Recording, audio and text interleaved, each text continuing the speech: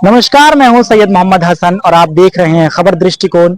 उत्तर प्रदेश में भेड़िए का अटैक, भेड़िए का हमला अब लगातार देखा जा रहा है। कहीं ना कहीं भेड़िए जो है बच्चे को टारगेट कर रहा है। 10 बच्चों को अभी तक वो मार चुका है और कई ज्यादा 30 से ज्यादा बच्चे घायल हो चुके हैं और वो बूढ़ी औरतों पर, बूढ़े बुजुर्गों पर भी वो हमला कर रहा है।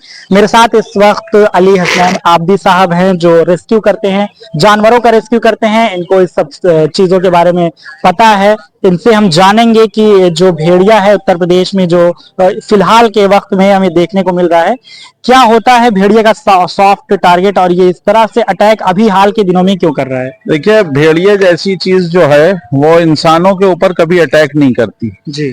और भेड़िए सदैव से इंसानों के साथ रहते आ रहे हैं, क्योंकि जंगल में जाएंगे तो उनको शेर मार देगा, शहर में आएंगे तो इंसान उनको मार देगा। तो वो ऐसी जगह पे रहते हैं जो मिली जुली आबादी हो, जहाँ पे खेती हो रही हो, जहाँ नदी के किनारे हो और जंगल का किनारा हो। वो मैदानी जानवर है जो झाड़ी में, खरपतवार में कहीं भी रह लेते हैं और इंसानों के साथ ही रहते आए। और हम भारतीयों से कई गुना आगे जो अमेरिका मुल्क है, उसने अपने यहाँ से भेड़ियों को खत्म कर दिया था और वो वापस उसको बसा रहे हैं, क्योंकि वहां बारहसिंगा टाइप का एक जानवर पाया जाता था। उसकी संख्या बहुत बढ़ गई जब इन्होंने भेड़ियों को मार डाला अंधाधुंध। और उसके बाद उस जानवर ने एक ऐसे पेड़ जिसको वीवर खाते थे और नदी में बांध बना के पानी रोकते थे, जो उनके लिए पानी बचाने का काम कर रहा था, जंगली जानवर। वीवर की संख्या खत्म हो गई क्योंकि उसके बांध नहीं बन पाए और वो जानवर जो थे सारी जगह चर गए। तो वो गलती जो अमेरिका 50 साल पहले कर चुका है, इंडिया आज कर रहा है। भेड़िया आया वाली कहावत हम लोगों में मशहूर थी कि आदमी झूठ मूठ चिल्लाता था कि भेड़िया आया और एक दिन सचमुच भेड़िया आ गया। ये कथा में तो अच्छी लगती है, लेकिन वास्तविकता ये कि हम लोग ये घटना इंसान होने के बावजूद भेड़ियों के साथ कर रहे हैं। जी। भेड़िया किसी तरह का हिंसक जानवर नहीं है। इसमें से कोई जानवर घायल है जिसकी टांग नहीं है या टांग में चोट है, जिसने शिकार करना शुरू किया है आदमियों का, और कमजोर चारा सॉफ्ट टारगेट पाकर आदमी का उसने शिकार शुरू किया। उसके कुनबे ने उसमें से खाया हो या वो अकेला शिकार कर रहा है, अभी ये भी तय नहीं हो पाया है। 7 भेड़िए पकड़े गए हैं, जिसमें से एक मर चुका है। बाकी कुछ गोरखपुर जू भेजे गए, कुछ इधर हैं, कुछ उधर हैं। लेकिन आने वाला टाइम भेड़ियों के लिए अच्छा नहीं है। भेड़िया समझकर लोग सियार की पिटाई कर रहे हैं, लोमड़ी की पिटाई कर रहे हैं, और ये सारे जानवर कृषि को फायदा पहुंचाते हैं बिना कीटनाशक के इस्तेमाल के। अगर आप खेत में चूहे मारने की दवा खाते हैं तो वो किसी न किसी तरह आपकी किडनी पर भी असर डालती है। एब्जॉर्ब होने के बाद पेड़ों से वो फसल में आती है और आप तक आती है। भारत में 116 तरह के कीटनाशकों का प्रयोग किया जा रहा है जो विश्व में प्रतिबंधित हैं। अगर हमने अपने इन काम के जानवरों को नहीं बचाया जो नेचर ने हमको दिए थे, जो बायोटिक बैलेंस बनाए रखते हैं, जिसको हिंदी में जैव संतुलन कहेंगे, तो सारा नेचर हमारा बिगड़ जाएगा और आने वाली पीढ़ियां इस गुनाहों के लिए हमें और सरकार को माफ नहीं करेंगी। हम लोग वो लोग हैं जो मुंह नुचवा की अफवाह पर पूरे शहर में हुड़कम मचा रहता था। आज हम जहां खड़े होकर लखनऊ की राजधानी में इंटरव्यू दे रहे हैं, 40 साल पहले भेड़िए यहाँ पाए जाते थे और ऐसी ही घटनाएं लखनऊ में हो रही थी। जो बच्चों को उठा ले जाते थे, भेड़िए और लकड़बग्घे को मारने को यहाँ आर्मी तक आई थी। ये लखनऊ की बात कर रहे हैं। दिल्ली से लखनऊ का जो राजमार्ग बन रहा है, उसको मारने में 2500 जानवरों को शिकार किया गया था, जिसमें तेंदुए और शेर शामिल हैं। आखिरी चीते हमारी सरकार, मतलब एक राजा साहब ने मार दिए थे भारत से, और आज हमारी भारत सरकार खरीद कर लाई है चीते। तो ऐसा ना हो कि आने वाला समय हम लोगों को भेड़िए के ऊपर पैसा व्यय करना पड़े। आज हम लोग अफवाहों पर ज्यादा ध्यान दे रहे हैं। 8 बच्चों की मौत हुई है, उनके साथ हमारी संवेदनाएं हैं, उनके परिवार का दुख असहनीय है। उसको समझा जा सकता है कि उनके साथ कितनी पीड़ा है, लेकिन भेड़िए के साथ जो पीड़ा है उसको बयान करने वाला आज कोई नहीं है। सरकारी अधिकारी आदेशों का पालन करके अपनी नौकरी बचा रहे हैं, जिम्मेदार खामोश हैं, ग्रामीण नासमझ हैं, और नुकसान हमारा समाज उठाएगा, हमारा देश उठाएगा, हमारा मुल्क उठाएगा। जी। भेड़िया अटैक जो कर रहा है फिलहाल के दिनों में, एक बूढ़ी औरत का इंटरव्यू ये आता है कि वो अगर उनकी गर्दन पे उसने हमला किया, लेकिन वो बिल्कुल सही, हम मान रहे हैं कि कोई भी जानवर हिंसक हो सकता है। समस्या यह है कि जो कीटनाशक का अंधाधुंध इस्तेमाल हो रहा है, उसने हमारे खेत से चूहों की संख्या को खत्म कर दिया, खरगोशों को खत्म कर दिया, उसके प्राकृतिक आहार बंद हो गए। जंगल में लोगों ने सुअरों को बहुत मारा। सुअरों को खेती में नुकसानदायक माना जाता है, सुअरों को मार दिया। भेड़िए सुअर के बच्चे खाते थे, भेड़िए जो थे कुत्तों के बच्चे खाते थे। ग्रामीणों ने अपने कुत्तों को सजग कर लिया और अपने कुत्ते की भी रक्षा करते हैं लोग।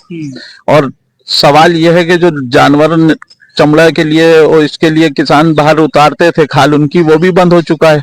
अब जानवरों को दफनाने की प्रथा नगर निगम और इस तरह की संस्थाओं ने शुरू कर दी है। अब जानवर जब मरा हुआ भी नहीं मिलेगा तो शिकार तो वो कुछ करेगा ही अगर जीवित है। अभी सरकार कह रही है कि 40 से 80 हैं, तो संख्या इससे कहीं अधिक संख्या रोड एक्सीडेंट में लोगों की जान जाती है। प्रतिवर्ष भारत में 2 लाख से ज्यादा लोग खाली रोड एक्सीडेंट में जान गंवाते हैं जी। तो आप अगर जान बचाने के लिए 80 भेड़िए जो मात्र बचे उनको मारे दे रहे हैं तो ये बहुत बड़ी गलती है। इसको हमें बचाना चाहिए। सरकार ने प्रयास किए हैं कि उनको पकड़ा जाए, सरकार ने कैमरे लगाए हैं, सरकार पिंजरे लगा रही है, लेकिन एक मीडिया ऐसा दबाव बना रहा है कि भेड़िया ना हो गया कि मतलब एक आफत आ गई है, मुल्क पे हमले की तरह भेड़िए को प्रस्तुत किया जा रहा है, जबकि ऐसा है नहीं। जी। ये जो भेड़िए की अफवाह आप बता रहे हैं, मीडिया बना रहे हैं, एक माहौल बन गया है, पूरे उत्तर प्रदेश में माहौल है कि भेड़िया आया हुआ है, लोग इससे सजग हैं, जहां भी वो देखते हैं भेड़िया आने से इनकार नहीं किया जा सकता, क्योंकि अगर एक भी आदमी की जान गई है किसी जानवर की वजह से तो बेशक उस जानवर को पकड़ा जाना चाहिए। अगर सरकार उचित समझे तो उसको मारा भी जाना चाहिए, लेकिन सिर्फ उसी जानवर को मारा जाना चाहिए या सिर्फ उसी भेड़िए के समूह को पकड़ा जाना चाहिए है जो ऐसी हरकतें कर रहा है। लोग सियार को मारने के वीडियो आ रहे हैं, लोग स्कूटी से जा रहे हैं, उन्होंने सामने देखा भेड़िया गुजरा, भेड़िया देखा गया, भेड़िया देखा गया, फुला गांव में भेड़िया देखा गया। इस तरह अफवाह बढ़ रही है। किसानों को जागरूक करने की जरूरत है कि हमारे दोस्त हैं, दुश्मन नहीं है। आज तक भेड़िए के हमले क्यों नहीं हो रहे थे? 7-7, 8-8, 10-10 साल बाद ऐसी अफवाह क्यों होती है कि भेड़िया आया? और आप यकीन मानिए कि लोग अधिकारियों को मारने पीटने को तैयार हो जाते हैं ग्रामीण भय की वजह से।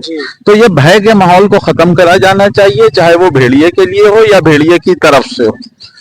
सवाल बस इतना है जी। एक आखिरी मैसेज जो आप लोगों को देना चाहेंगे जो ये वीडियो देख रहे हैं कि भेड़िए से जो अफवाह फैल रही है उससे उनको कैसे बचें? अगर भेड़िया उन पर अटैक करता है, वो कोई ऐसी चीज है जिससे करके वो बच सकते हैं? आप जिस भी धर्म और संप्रदाय से हो, हिंसा कहीं भी कोई जगह नहीं रखती है। और यकीन मानिए जंगली जानवर बिल्कुल ना के बराबर बचे हैं। सरकारी आंकड़ों में भले वो मौजूद हों, लेकिन वास्तविकता यह है कि आप किसी भी ट्रेन से किसी भी बिहड़ से बिहड़ इलाके का सफर कर लीजिए, आपको गिनती के जानवर दिखाई देंगे जिनको आप जंगली जानवर बोल सकते हो। तो संरक्षण की जरूरत जानवरों को है। जानवरों के अधिकार इतने मिले हुए हैं भारत में कि अगर इंसानों को मिल जाए तो शायद हम लोग जन्नत में पहुंच जाएं, लेकिन उनका अनुपालन नहीं हो रहा है। करोड़ों करोड़ों करोड़ों दावे किए जाते हैं कि हम करोड़ों पेड़ लगा रहे हैं, हमने ये किया। हम इस सरकार की नहीं बात कर रहे हैं, लगातार बरसों से ये हो रहा है, लेकिन जंगलों का कटान बदस्तूर जारी है। जानवरों की जगह पे हमारी सड़कें हैं, हमारी रेल की पटरियां हैं, हमारी फैक्ट्री हैं, बड़े बड़े खेत हैं और अमीर लोगों के एक के बदले कई कई मकान मौजूद हैं जिन्होंने इन जानवरों की जगह ले रखी है। सरकार और समाज को सोचना चाहिए कि जानवर जाएं तो कहां जाएं। जी, शुक्रिया। आप सुन रहे थे अली हसनैन आबदी साहब को, जो जंगलों में जाते हैं, जानवरों का रेस्क्यू करते हैं, उन्हें बचाते हैं, उन्हें मारने से बचाते हैं और फिर से उन्हें ले जा करके जंगलों में छोड़ देते हैं। जो आबादी में अजगर निकलता है, आबादी में हमें सुनने को मिलता है कि विष खोपड़ा निकला है जिससे लोग डर जाते हैं और उसको मारते हैं। जिस जगह पे वो जाते हैं और वहां जाकर रेस्क्यू करते हैं। इन्होंने भेड़ियों को लेकर के बात की, किस तरीके से भेड़िए को मारा जा रहा है और जो भेड़िया अटैक कर रहा है उससे बचा कैसे जा सकता है। सरकार को इस पर सोचने की जरूरत है, ना कि एक हाइप बनाने की, लोगों के बीच में भय पैदा करने की, अफवाह फैलाने की जरूरत नहीं है। आप देख रहे थे खबर दृष्टिकोण, कैमरामैन अदनान के साथ मैं सैयद मोहम्मद हसन।